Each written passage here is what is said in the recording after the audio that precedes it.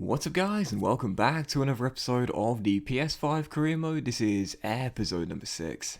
And we start today's episode off with confirmation. Ronnie is the player of the year, pipping Messi to it this season. I always feel like in FIFA 21 career mode, Ronaldo always seems to win the first player of the year, and then after that it's always Mbappe. I don't know if you guys had the same experience with me, but regardless, Ronaldo, player of the year. And some of you guys asked me, what side I'm on. Is it Ronaldo or Messi, who I think is the greatest right now and the greatest of all time as well? And not like me to sit on the fence, but I always say I just love them both equally, man. And I'll be honest here, whether you're on Team Messi or Team Ronaldo, I swear, when either one of them retire, you'll be absolutely gutted. The fact they've been so competitive throughout the course of all their careers, both their careers, is one of the reasons why they've both been so miraculous. When either retire, it's going to be a very, very sad day for football. And when both retire, we're going to be devastated. But still, for the first game of this episode here, taking on the Canaries, Norwich here at the Cayenne Prince Foundation Stadium. Coming on the back of the 1-1 draw against Bristol City. Just one win in our last 6 games for the R's. We've been struggling for form mightily. After Pookie gave the Canaries to lead early, we did respond through Ilyas Sher in the first half, and with 17 minutes to go, still tied at 1-1. Oh my goodness gracious me, I have just scored the flukiest goal ever. Yes, Nico Hamailen scores his first goal for the club, and as I always say, if you're going to score your first goal for the club, make it a memorable one. But this is the flukiest goal I think I've ever scored on FIFA, certainly in FIFA 21. This is a cross, alright, I'm just going to be totally honest with you here. I'm not going to try and sell it as if I was aiming for the far post. No, this was a cross which just looped up in the air over the Dutch goalkeeper Tim Krul and in to the top corner. I'm not going to try and sell it and pretend I meant that. No, that was a cross and I got incredibly lucky indeed. Great ball by Carroll, great first touch by Nico as well, but this is a wayward cross which was aimed towards the far post that crept inside the far post. QPR in front for the first time in the game, courtesy of an absolutely ridiculously lucky and fluky goal. That was totally unintentional, and believe me, I was never going to try and tell you anything different. So in front for the first time in the game, QPR 2, Norwich 1, holding on to what would be a big victory here against one of the sides aiming for automatic promotion. But with a minute to go, Moritz Leitner sent through, finds a pocket of space, bangs it in, and the Canaries find themselves the level in a really, really great game here in West London as it finishes 2-2. I do like these celebrations, I've got to be honest. Yes, at times they can be a little bit unnecessary, but for the most part they look really cool, don't they? So big point there for the Canaries and for us. But again, that goal there, it reminded me of Papi Cissé's goal against Chelsea all those years ago. I know that was with the outside of his right boot there, and he definitely meant that one too, whereas that was completely unintentional. But I'm sure you've seen it. If you haven't before, I'll leave a link to it in the description down below. Crazy bend on that goal. And yeah, regardless, Nico's first goal for the club in a 2-2 draw. And you see the league table there, we are officially halfway through the season now. 23 games on the board. We are 13 points off Watford, who lead the way still. Bournemouth are in second place. We are just in the playoffs, but only clear in 6th place on goal difference over 2 teams. So yeah, halfway through the season, we're in the top 6 for now, but it's very, very tough indeed trying to stay in there, especially on a really poor run of form of just 1 win in our last 7 games. So yes, for the second game of today's episode, aiming to return to winning ways here against the Millers, Rotherham away from home. I thought we should have had a penalty early as Billy Jones took Chris Willock down off the ball. Wasn't given, but a few minutes later we would take the lead through Tom Carroll playing for a contract this season, and the guy that got the assist, you would have seen it, I decided to start him for the game, Charles Bull. Yes, first direct involvement for a goal for the teenage wonder kid there. Sets up Carroll as he drills it in. 1-0 QPR. I know 5 minutes to go in the half.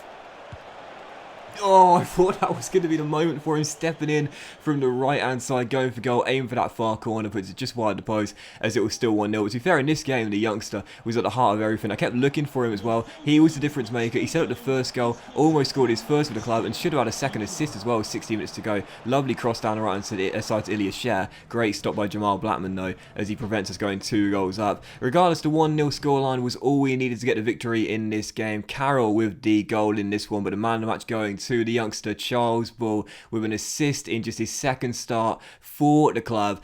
And obviously he's too young to drink the champagne, so I said, yeah mate, give that off, I'll take that off you, you can have a protein shake instead, I'll take the champagne off you.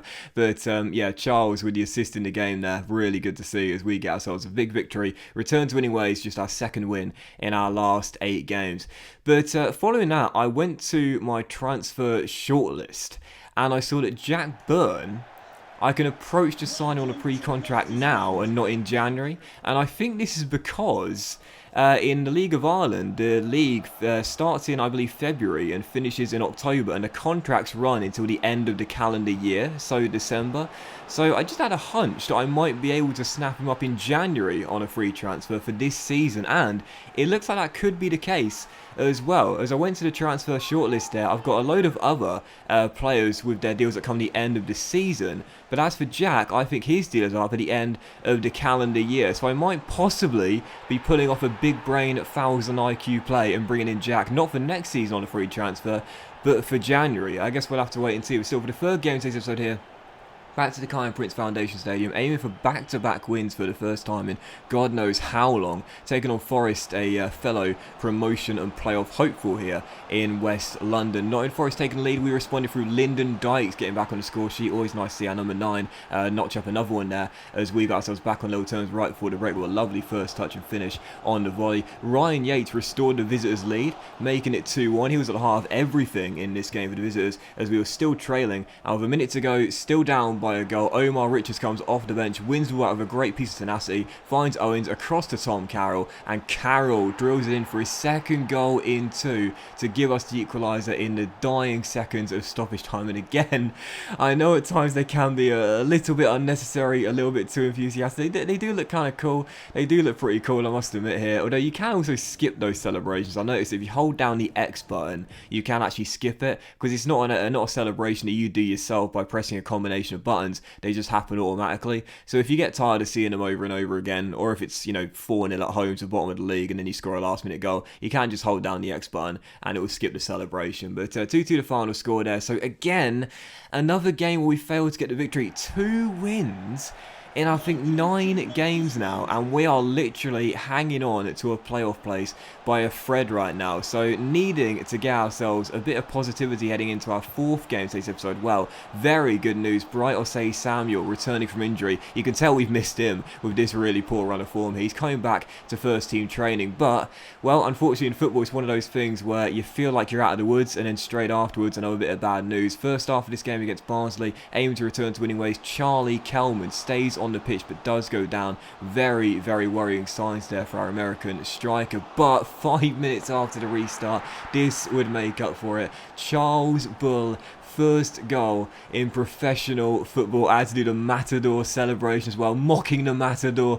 is the ball there. Sent down the right hand side. First shot well saved by the goalkeeper, but as it ricochets up into the air, he turns in the rebound, leaping like a salmon, not like a bull. He's only a little lad at 5'7", but rises highest, heads it into the back of the net and scores his first goal in professional football. Very unenthusiastic reaction on the sidelines from me, but Charles is absolutely loving it. The 17-year-old off the mark, first goal in professional football, and a great sign of tenacity there, following in his own miss. And to be fair, I mean, this was glorious here on the hour mark here. He's got that flair, you can tell. Puts his man on the floor, sprints down the right hand side. You know he's got that pace, rolls it across to Ilias, who should have given him his second assist in professional football. Drills the one-on-one off the post as we're still leading by a single goal. But despite only holding a 1-goal advantage, I never felt the result was in any doubt whatsoever. And with 3 minutes to go, Lyndon Dykes would score once again to make it 2-0. So if Kelman is going to be down for a while, it's good to know our number 9 is starting to recapture his form. Second assist in 2 games as well for Owens, as we do double the lead right towards the end of the match. And again, in one of those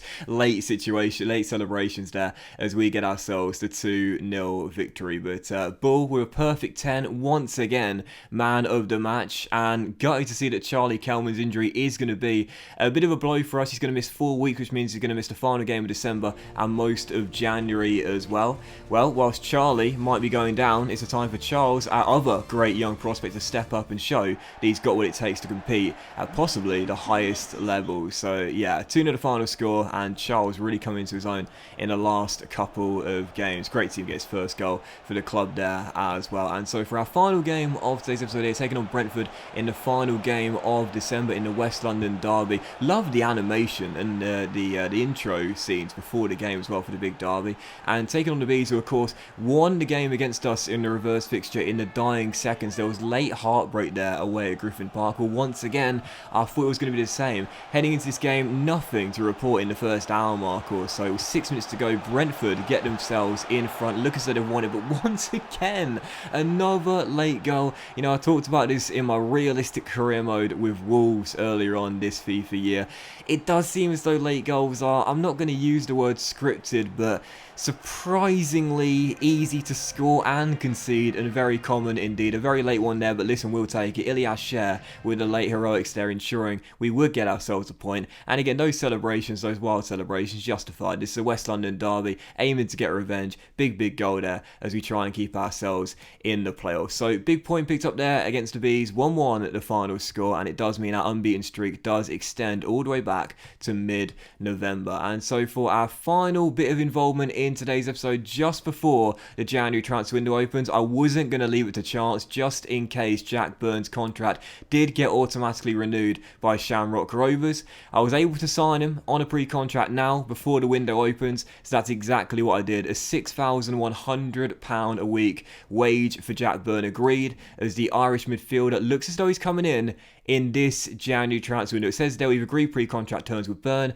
He will join the team as soon as the transfer window opens. I think we've just pulled off a 1000 IQ big brain play. But that was this episode of the PS5 Career Mode, guys. So a big thank you for watching. Really hope you have enjoyed it. And if you have enjoyed today's episode, then please do drop a like. Much love to you all. Have a fantastic day. Hope you've had a great week. And I'll see you for the next episode of the PS5 Career Mode very soon, where the January transfer window will open. And we should have a quadruple upload weekend as well very soon.